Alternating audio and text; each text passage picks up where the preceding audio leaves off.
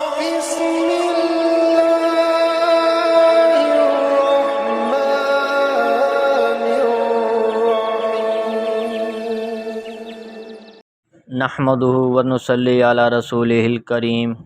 اما بعد فاعوذ باللہ من الشیطان الرجیم بسم اللہ الرحمن الرحیم الصلاۃ والسلام علیک یا رسول اللہ وعلی آلک واصحابک یا حبیب اللہ۔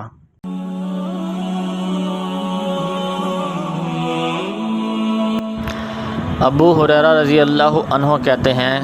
کہ رسول اللہ صلی اللہ علیہ وآلہ وسلم نے فرمایا، میں نے ارادہ کیا کہ اپنے جوانوں کو لکڑیوں کے گٹھر جمع کرنے کا حکم دوں، پھر میں ان لوگوں کے پاس جو بغیر کسی عذر کے اپنے گھروں میں نماز پڑھ لیا کرتے ہیں جاؤں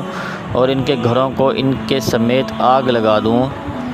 یزید بن یزید کہتے ہیں، میں نے یزید بن عاصم سے پوچھا، ابو عوف، کیا اس سے آپ صلی اللہ علیہ وآلہ وسلم کی مراد جمعہ ہے